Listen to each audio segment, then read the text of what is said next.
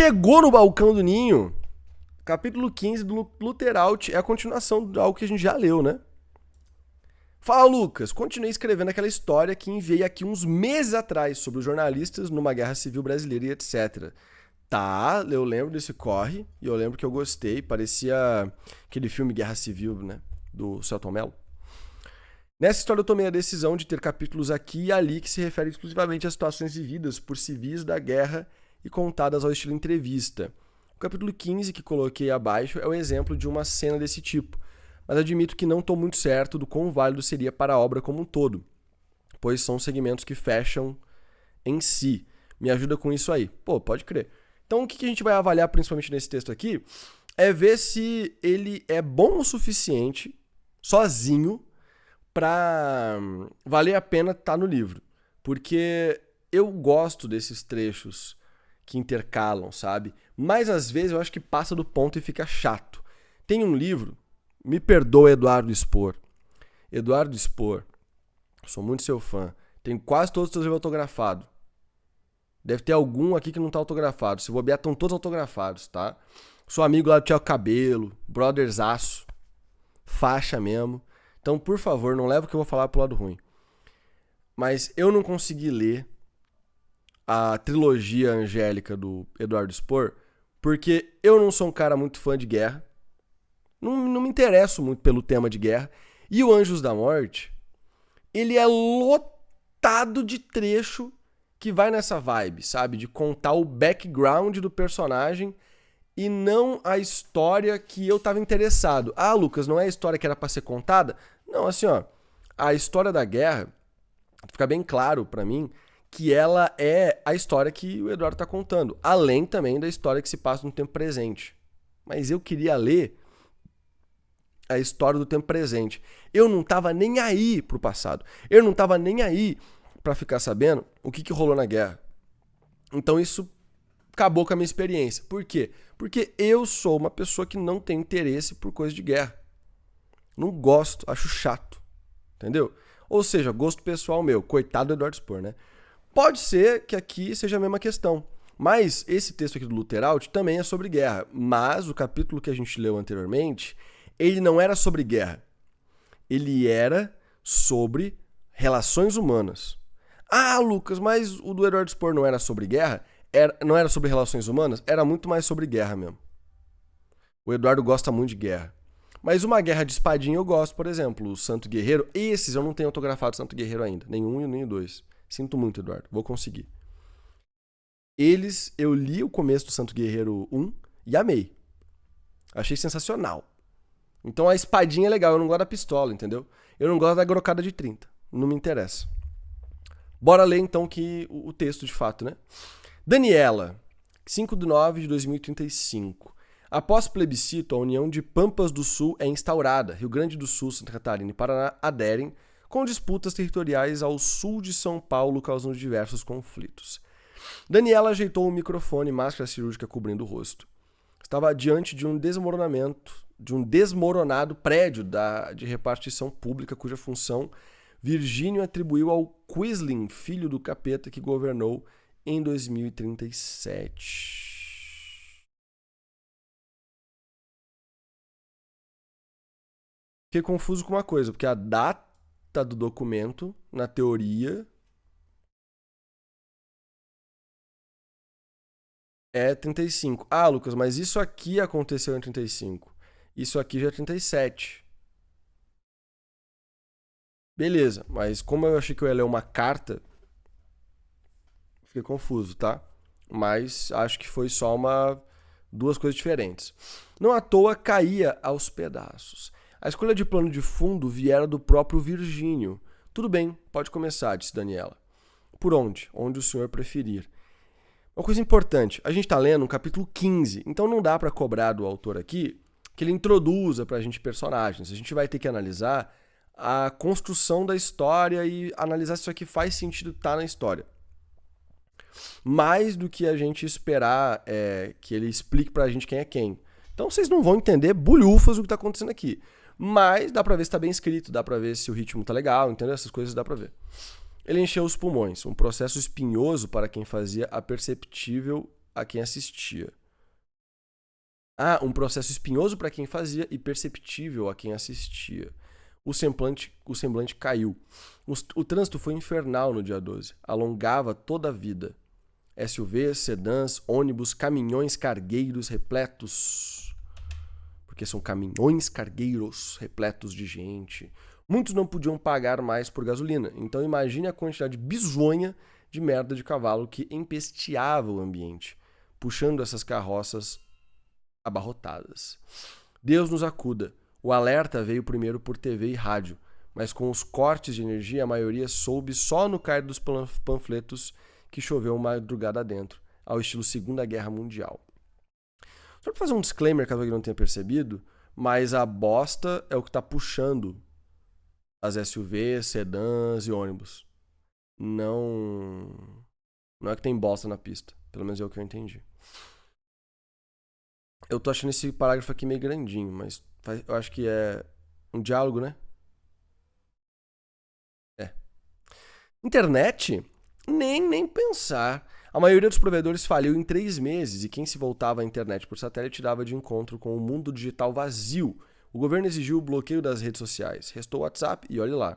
Imagine só, você em casa, comida e água estocada, pegando um papelzinho que caiu do céu dizendo bombardeios iminentes, saia da cidade ou procure abrigo subterrâneo. Com respeito da expressão, mas vai tomar no uke. Abrigo subterrâneo? Santini pensa que o brasileiro é gringo? Não existe porão na casa de tijolos do seu Armando e da dona Kátia. Eu acho que Kátia tinha que ser com C para ser mais brasileiro. Não. Abrigo antimíssil é coisa de americano bitolado, desgraça. Enfim, perdoa a irritação. Tá tudo bem, pode continuar. Eu e minha esposa saímos na manhã cedinho do dia 12, um dia depois do cair dos bilhetes. Arriscado eu sei, mas lembrando do trânsito desse dia, fico todo arrepiado de imaginar como foi no 11. A polícia meteu bala num grupo de vândalos na BR-324, pelo que contaram. É isso aí, bala. Não teve conversinha, não teve delegacia. Aliás, já não tinha faz tempo. Mas o período de evacuação trouxe o pior do brasileiro de um jeito novo. Fomos pela Avenida Paralela. Vi pessoas oferecendo a própria roupa do corpo em troca de um lugar na caçamba de caminhonetes. Vi grupos atolarem carros para saquear eles. Vi tanta mala abandonada, tanto desespero, tanta renúncia. Vi mulheres se expondo por uma carona. Vi crianças perdidas andando para lá e para cá no êxodo, sem rumo. Renata pedia para ajudarmos. Só que, inferno, não conseguiríamos levar todas. Eram tantas. Por enquanto, eu já falo uma coisa. Eu gostaria de estar mais interessado. Eu gostaria de estar mais empolgado com a história. Como é um 15º capítulo, ele está tentando trazer o terror de como foi o começo, né? Então, talvez sim tenha utilidade, mas eu acho que não está brilhando. Isso aqui com certeza não é o seu melhor, entendeu? O seu ápice como escritor. Eu acho que a ideia é boa, mas ele está um pouco apagado. Virgínio caiu em choro retesado. Senhor. Não, tudo bem, eu consigo. Senhor, a mulher falou, né? Não, tudo bem, eu consigo. Pigarreou, expirou e firmou os lábios, como se reiniciasse a si mesmo. Tinha muito pânico. Pelo menos 2 ou 3 brigas de trânsito a cada 50 metros. Presenciei 2 assassinatos a sangue frio. O cara sacou o canhão e toma. Matou um homem e uma mulher num Corolla. O carro se foi em 3 minutos. No rádio, tocava aquela do Gilberto Gil. Não lembro o nome. Eu vim da Bahia contar tanta coisa bonita que tem. Dia 12 arruinou essa música. Mas vou te contar que o verdadeiro diabo foi o que veio ali pelo meio-dia. O fluxo do trânsito estava horrível. Tá bom, mas avançava. Até a notícia de que também bombardeariam as cidades vizinhas se espalhar. Aí foi tudo pro caralho. Muitos começaram a abandonar os carros e correr. Isso mesmo, correr. Eu acho que o discurso não tá tão convincente em alguns momentos, sabe? Lendo em voz alta, eu sinto que uma pessoa não falaria exatamente desse jeito. Eu vejo que você está tentando simular isso, mas eu acho que faltou para conseguir simular, entendeu? Correr pela avenida, nesse estado maluco de esperança de que os pés levariam eles para mais longe do que os carros conseguiriam. Claro, nos primeiros 20 minutos sim, mas e depois? E quando alcançassem a periferia da cidade? O bombardeio seria na região inteira. Não fugiam de nada. Um monte de gente carregava mala e objeto pessoal como se agarrasse a própria vida nas mãos e recusasse entregar. Ônibus e caminhões começaram a arrastar os carros e criar túneis feitos escavadeiras de ferro velho. Renata e eu seguimos um desses caminhões e chegamos na saída da cidade. O trânsito melhorou. Ainda ruim, mas melhor. O senhor veio direto para Barreiras, saindo de lá? Foi sim. Tenho famílias para cá que, graças a Deus, acolheu a mim e a Renata. Soube que os drones suicidas começaram a aparecer no fim daquela tarde, coisa terrível. Temos nosso próprio negócio aqui em Barreiras, ajudando refugiados, mas sinto falta, uma falta desgraçada de casa. Salvador era uma cidade tão linda. Espero um dia ver reconstruída e de volta aquela beleza que só ela tinha. De outro lado, o senhor do Bonfim, que ajuda o baiano a viver. Virgínio pausou exaurido. Hoje em dia é só um reduto militar do governo democrata, não é? Esse não é provavelmente pede uma exclamação. Que desperdício de boa praia. Uma última coisa. O senhor disse que a notícia sobre o bombardeamento das cidades vizinhas se espalhou naquele dia, certo? Eu não sei se essa interrogação está no lugar correto. Daqui a pouco precisaria ter um pontinho aqui, talvez, ou um pontinho aqui. Mas aqui, honestamente, é difícil de afirmar, tá? Isso mesmo, mas isso nunca aconteceu. Em 2035, na Bahia, só Salvador sofreu com bombardeios de drones suicidas. Pois é, foi uma notícia falsa. Virgínio entortou o lábio em algo que simulava um sorriso. Porém, quem olhasse por baixo via carregar a mistura trágica de ironia e morbidade cômica, espalhada por grupos de zap-zap. Então quer dizer que a sua avó matou milhões em 2035. Tá, e aí, você acha isso legal? Porque eu não acho nem um pouco. Me digam a opinião de vocês aí no chat, por favor, que eu vou dar a minha, tá? Luther, eu acho que esse texto aqui, ele é legal, eu acho que ele vai encaixar legal no livro que você escreveu, na história que você está contando, porque quem não conhece o livro, quem não sabe, né? É uma história sobre jornalistas. Pós uma guerra fodida que rolou no Brasil, e eles viajam o Brasil documentando a guerra, né? Documentando o que tá rolando e tal. Esse trecho, ele mostra um pouco de como foi um período anterior, né? E eu acho que isso é super legal.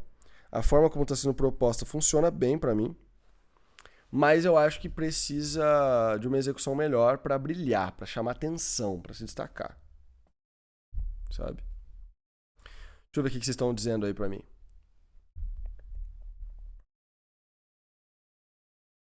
O Advent falou, eu não lembro, mas achei do caralho já e nem escutei ainda. Que isso?